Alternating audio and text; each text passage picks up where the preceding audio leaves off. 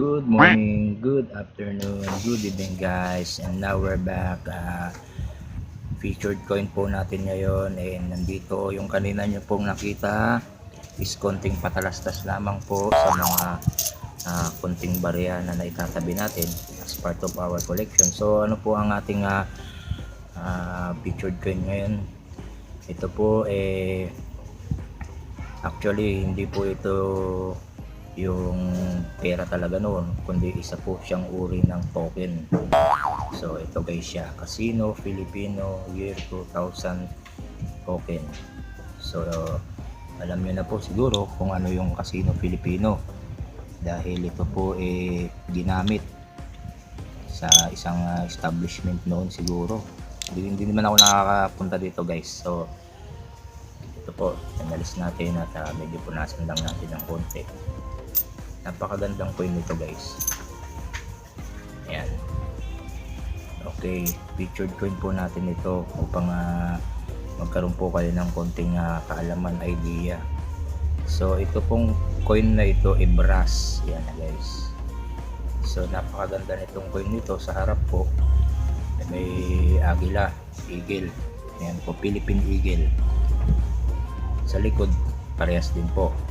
So anong special po sa coin na to? Ang coin na ito ay ginamit sa Casino Filipino bilang token. So pag token siguro alam naman po natin parang pasugalan nito guys. So ito po nakikita nyo yung coins, napakaganda. So sukat natin siya dun sa ating piso noon. Ayan, parehas din siya ng sukat guys. Last upload ko po yung UN 1 peso, pakibalikan na lang po kung gusto nyo mapanood. So ito pong Casino Filipino coin na to, ito po mula 1995 to year 2000. So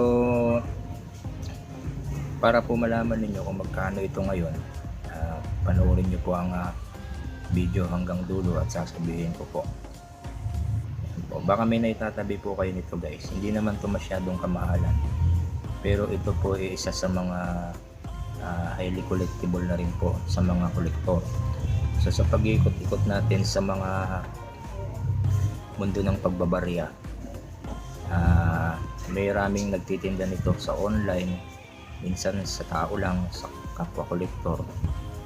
So sa eBay po guys, eBay, nag-search tayo. Ito po ay nabebenta nila ng 400 to 500 pesos, depende po sa kondisyon. Yan.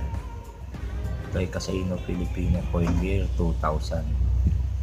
So pwede na po itong mabenta ng 150 pataas. So muli po, disclaimer lang guys, hindi po ako nagbebenta ng barya at hindi rin po ako bumibili sa ngayon.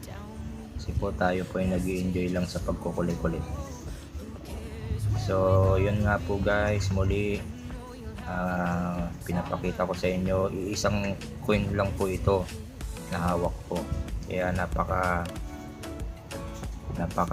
bihira na pong makahanap nito. Maaari pong mayroon kayong naitatabi nito, naitatago, pwede nyo na po itong idagdag as part of your collection po. So muli po guys, sa mga bagong pasok sa ating channel, please don't forget to like and subscribe my next vlog channel. Kung nagugustuhan mo ang mga ganitong uri ng video, marami pa po tayong ipipicture para lamang po magkaroon po kayo ng mga konting kaalaman or idea at papasok nyo rin ang mundo ng pagkukulik ng mga barya. So muli po, maraming salamat. Please don't forget to like and subscribe my next vlog channel.